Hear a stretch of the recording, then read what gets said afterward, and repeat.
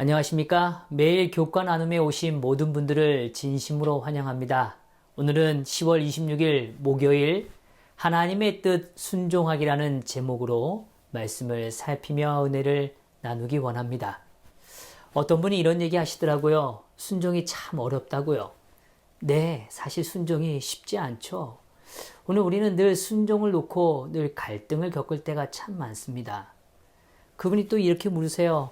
어떻게 더 순종을 잘할 수 있죠? 네.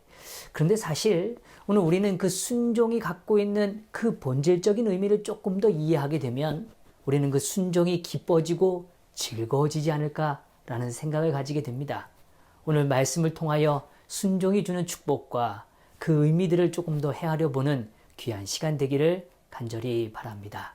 함께 기도하고 말씀을 살피겠습니다.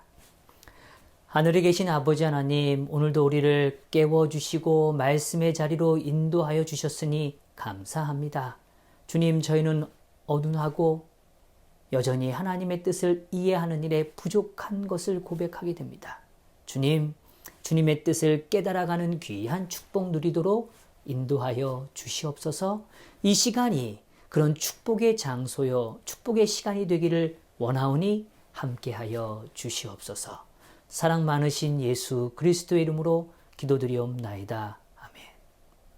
오늘 저는 순종에 대하여 생각해 볼 때 첫 번째로 이러한 답을 좀 찾아봅니다. 순종은 믿음에 기초한다는 것입니다.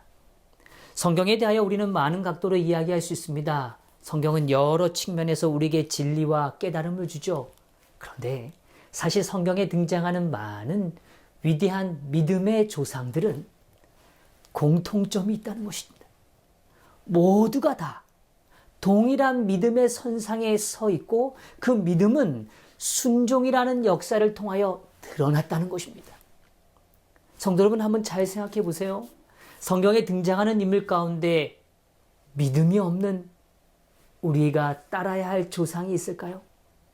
또 성경에 등장하는 하나님을 따르는 사람 중에 그 믿음이 순종으로 열매를 맺지 않은 사람이 있습니까? 예, 결코 찾을 수 없을 것입니다. 오늘 우리의 믿음은 분명 순종이라는 아름다운 행실로 드러나게 된다는 것입니다. 그런 의미에서 다시 강조하지만 순종은 믿음에 기초하고 있다는 것이죠. 여기 부조와 선지자에서 이렇게 이야기해 주고 있습니다.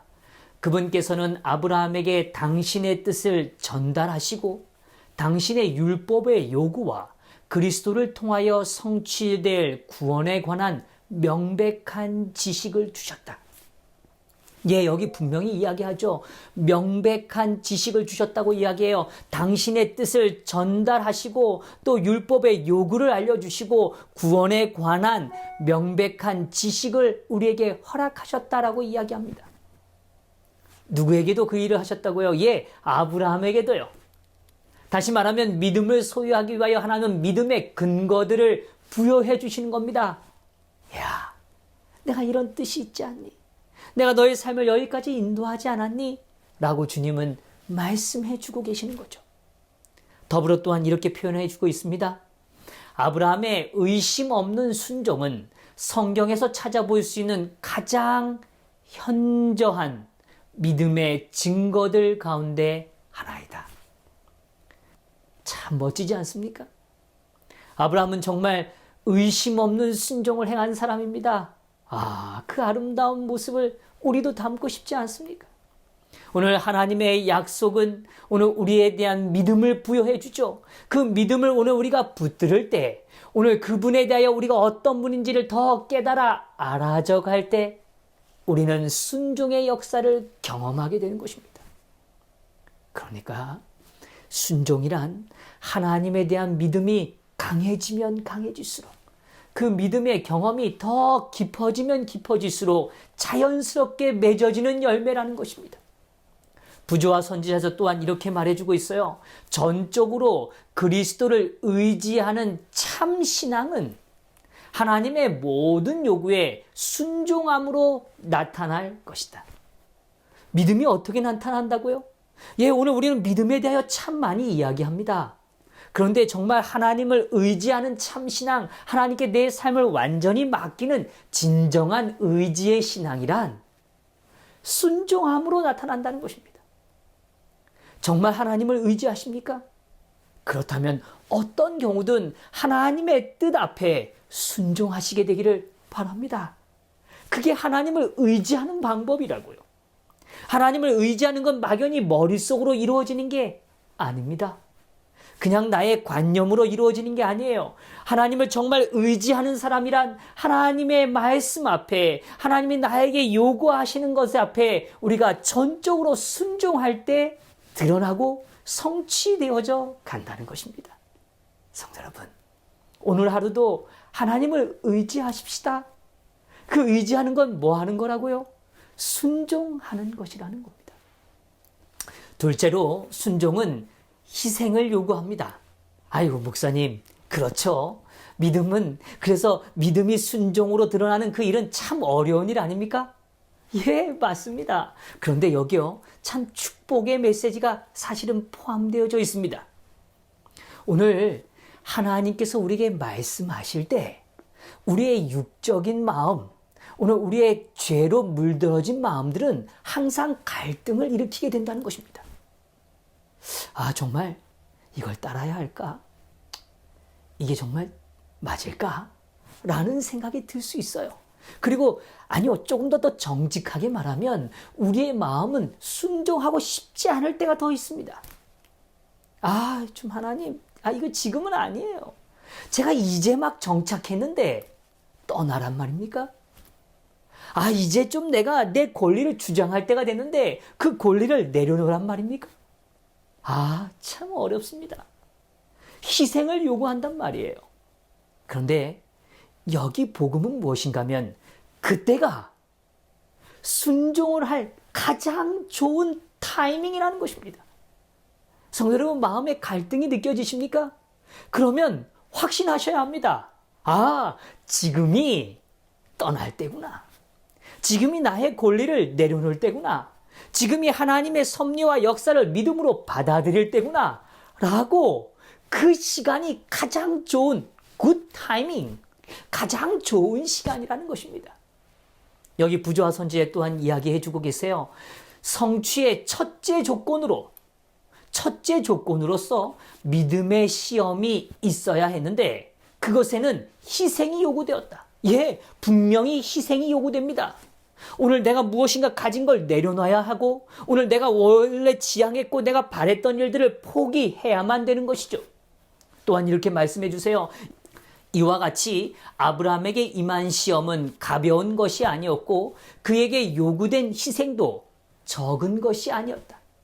그를 조국과 친족과 고향에 붙들어 매는 강한 줄이 있었다.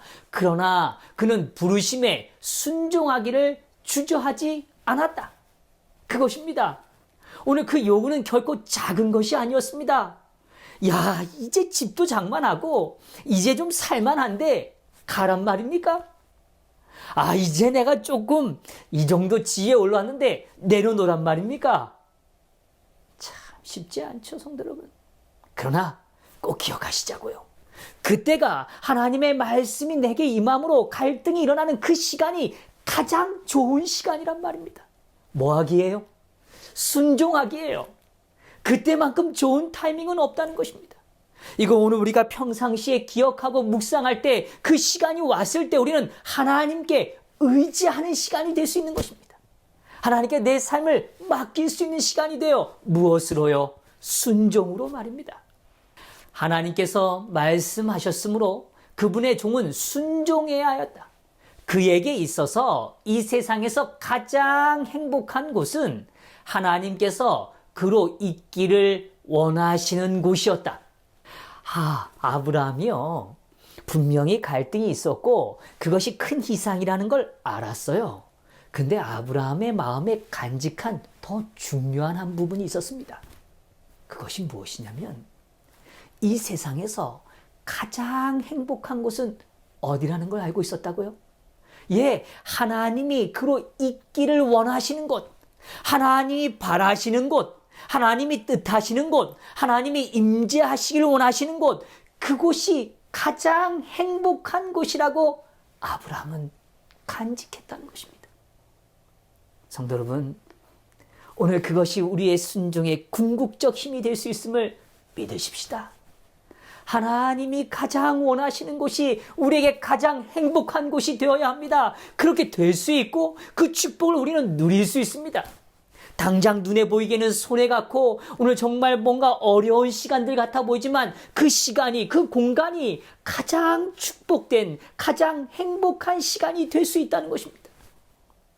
성도 여러분, 믿음의 조상들은 늘 어려움과 두려움 속에 머물렀습니다. 오늘 하나님의 부르심에 순종하며 나아갔죠. 그것이 정말 힘들고 어려운 공간이었지만 그것이 하나님과 교제하는 가장 위대한, 가장 행복한 시간이었다는 것이죠.